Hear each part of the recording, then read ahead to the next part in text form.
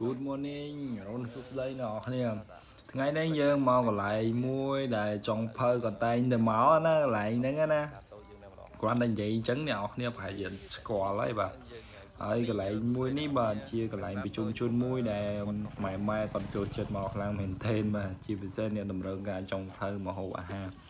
ហើយអ្នកទាំងអស់គ្នាគ្រាន់តែឃើញទីតាំងនេះប្រហែលជាធ្លាប់មកក៏ដូចជាធ្លាប់ស្គាល់ភាគច្រើនបាទ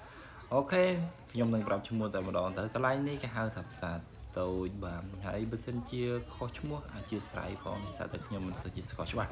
បើកន្លែងនេះមានលក់មុខម្ហូបនិយាយទៅសឹងថាគ្រប់មុខណាតាំងពីនិយាយទៅគ្រឿងទេសបាទវាច្រើនខ្លាំងមែនទែនបាទ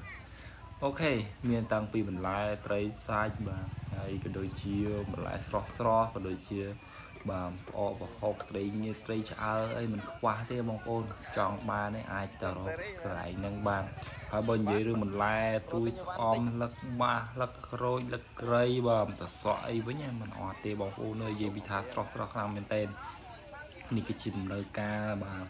របស់យើងទាំងអស់គ្នាអ្នកដែលចង់បរិភោគក៏ដូចជានិយាយទៅតម្រូវការយើងផ្សេងគ្នាអ្នកខ្លះឬពេញប៉ោះខ្លះស្ពៃក្តោបអីមិនខ្វះបងប្អូនបាទអាចទៅរកនៅផ្សារនេះបានផ្សារនេះទៀតយើងរស់នៅស្រុកកោះកឡខេត្តបាត់ដំបងយ៉ាងតែម្ដងបាទហើយក៏ដូចជានៅទល់មុខខ្លងទ្វារវត្តស្រុកកោះកឡយ៉ាងតែម្ដងបាទបងប្អូនហើយកន្លែងបាទនឹងគឺថាចាក់បានស្អាតក៏ដូចជាការរៀបចំបាទវាល្អច្រើនជាងមុនមកបងប្អូនបាទមើលទៅអនាម័យច្រើនក៏ដូចជាការរៀបចំបាទហើយអរគុណច្រើនខ្លាំងមែនទែនបាទហើយពុកម៉ែបងប្អូននេះបាទនិយាយទៅបន្លែបើនិយាយនឹងបន្លែតិចចុះបាទបន្លែគឺថាស្រស់ស្អាតថ្មីថាល្អក៏ដូចជាសាច់ដែរបាទពេលឲ្យយើងមកពីព្រលឹមនេះបងប្អូននេះស្រស់ស្អាតខ្លាំងមែនទែនបាទហើយថ្ងៃហ្នឹងដែរយើងបានឆ្លៀតទៅណាបងប្អូននឹងឲ្យពុកម៉ែបងប្អូនភីច្រើនក៏គាត់ធ្លាប់បានទៅដែរកន្លែងផ្សារមួយនេះដោយសារតែយើងមានលក់គ្រឿងទេសច្រើនមែនទែនដូចជាបន្លែប្លុកក៏ដូចជាសាច់ដែលយើងតម្រូវការបាទនឹងឲ្យពុកម៉ែបងប្អូនហើយវីដេអូយើងថ្ងៃនេះយើងចង់មកបង្ហាញអំពីកន្លែងទីតាំងនេះមួយដែលមានលក់បាទគ្រឿងទេសច្រើនមែនទែនពុកម៉ែបងប្អូនបាទក៏ដូចជាមានផ្លែឈើស្រស់ដូចជាបន្លែស្រស់ដូចជាសាច់ស្រស់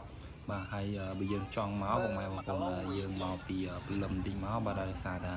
ផ្សារយើងហ្នឹងបើដល់ជាម៉ោងទាំងថ្ងៃតិចយើងនឹងស្បើយបាទហើយក៏ដូចជាការទិញដោះដូរហ្នឹងគាត់ទាំងអស់គាត់បានសម្រាប់ទៅវិញណា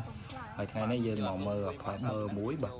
យើងមករត់ទិញផ្លែបឺបន្តិចសិនបាទមកដល់កន្លែងផ្លែបឺហើយយើងឆ្លៀតចូលទៅខាងមុខនេះពុកម៉ែបងប្អូនដែលខ្ញុំថាមុខខ្លងទ្វារវត្តហ្នឹងណាបាទហើយពុកម៉ែបងប្អូនមកអាចចូលទៅរកទិញតាមតម្រូវការបានហ្នឹងហើយឥឡូវយើងធ្វើដំណើរចូលទៅបន្តិចទៅហើយយើងក៏ចូលទៅក្នុងឆ្លៀតចូលទៅក្នុងផ្សារបន្តិចបាទទៅខាងក្រោយតិចណាចូលទៅក្នុងបាទមើលពុកម៉ែបងប្អូនយើងក៏ដូចជាការលក់ដោះដូរហ្នឹងហើយអ្នកខ្លះក៏គាត់ចូលញ៉ាំអីសិនទៅអ្នកខ្លះក៏ចាប់ផ្ដើមរៀបចំឲ្យវាយអវ៉ាន់បាទមានសម្ភារៈក្មេងលេងក៏ដូចជាបាទតម្រូវការផ្សេងដល់មេផ្ទះក៏ដូចជាមានសម្ភារៈខោអាវផងដែរនៅផ្សារនេះណាហើយយើងចូលមកខាងក្នុងបន្តិចទៀតបាទមកខាងលិចនៅរ៉បមាត់អូហ្នឹងចិត្តស្ពានក៏យើងមានឃើញបាទលក់សាច់ជ្រូកសាច់ត្រីបាទស្រស់ក៏ដូចជាបន្លែស្រស់ហើយនេះពុកម៉ែបងប្អូនតាមតម្រូវការនេះដែលគាត់ត្រូវការហើយយើងដើរមកមុខហិនបន្តិចទៀតមានឃើញបងប្អូនយើងដែលគាត់លក់ត្រីបាទលក់ត្រីលក់បន្លែស្រស់បាទបន្លែនេះបាទហើយគឺថាធម្មជាតិហើយដោយសារតែយើងមិនដាំឆ្ងាយទេបងប្អូនគឺថាយើងដាំនៅចិត្តយើងនៅក្នុងស្រុកយើងផងដែរក៏ដូចជានាំមកស្រុកយើងចិត្តហ្នឹងបាទហ្នឹងហើយបងប្អូនមើលនិយាយរឿងបន្លែវិញបាទស្រស់ខ្លាំងមែនទែនបាទ